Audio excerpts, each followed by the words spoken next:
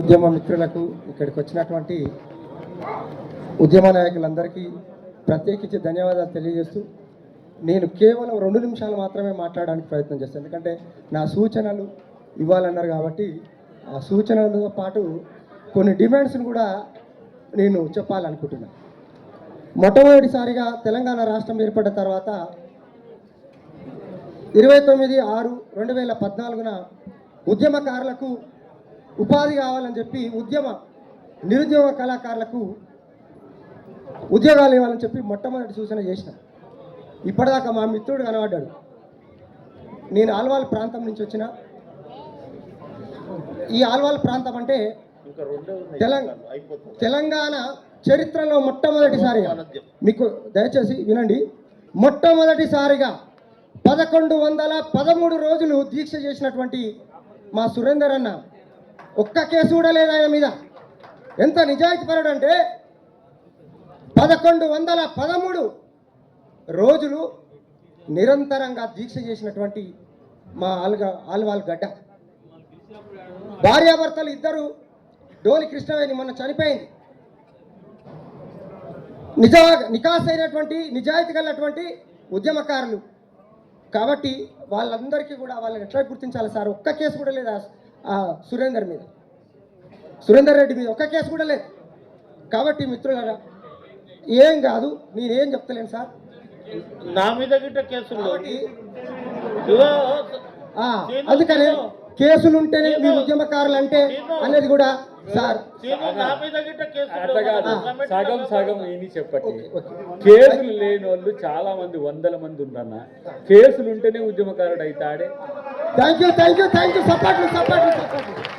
Okay thank you. మొట్టమొదటిసారిగా KK committee గారు నేను ఒకటి కోరుతున్నా. మొట్టమొదటిసారిగా ఈ ఉద్యమకారుల కోసం ఒక సంక్షేమ బోర్డు ఏర్పాటు చేయాలి. మీకు సమ్మతమైతే సపోర్ట్లు కొట్టండి, లేకుంటే లేదు.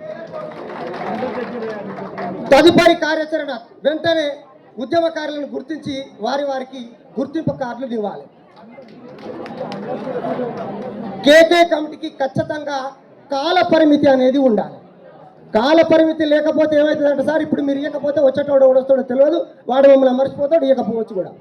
కాబట్టి ఖచ్చితంగా కాల పరిమితి ఉండాలని మేము కోరుకుంటున్నాం సార్.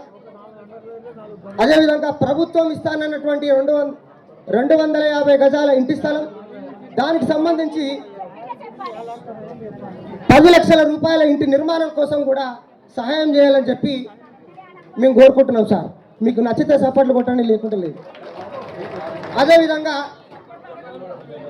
అదే చెప్తున్నాను, తప్పదు ఇక మరి మా వాళ్ళకు ఉద్యమకారులకు ఎవరైతే ఉన్నారో 50 ఏళ్ళు నిండినటువంటి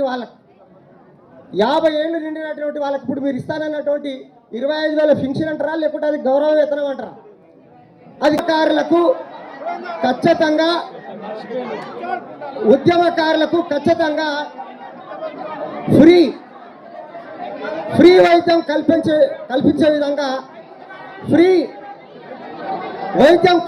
విధంగా హెల్త్ కార్డును ప్రమోట్ చేయాలి. ప్రతి ఉద్యమకారుడికి హెల్త్ కార్డుని ఇవ్వాలి. ఉద్యమకారులకు సాధ్యమైనంత వరకు ఉద్యోగాలు ఇవ్వాలని చెప్పి డిమాండ్ చేస్తున్నాం. అదేవిధంగా ఇప్పుడు రైతు బంధు ఇస్తున్నారు. మొన్నటిదాకా ఆయన దళిత బంధు ఇస్తున్నాడు. అనేక బంధువులు ఏర్పాటు చేశారు కదా. ఇప్పుడు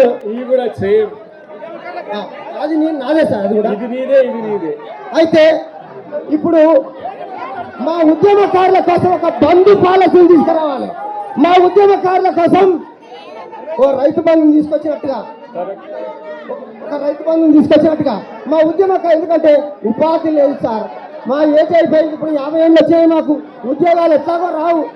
కాబట్టి మాకు కనీసం ఉపాధి కల్పించే విధంగా ఒక బంధుని తీసుకురావాలని చెప్పి అన్నగారిని కోరుకుంటున్నాను. ఎలా ఉపాధి అంటే అన్నగారు ఒక మాట మాట్లాడుతున్నారు. ఖచ్చితంగా ఓకే. అదేవిధంగా ఉద్యమకారులకు ఉచిత బస్సులు కల్పించాలి. ఆదాయం స్త్రీలకు కల్పిస్తుంది సార్, చాలా సంతోషం. కానీ మాకు ఖచ్చితంగా ఉద్యమకారులకు కల్పించాలని నేను కోరుకుంటున్నాను సార్. ఇంకొక విషయం ఏంటంటే ఇవాళ దయచేసి లాస్ట్ అయిపోయింది.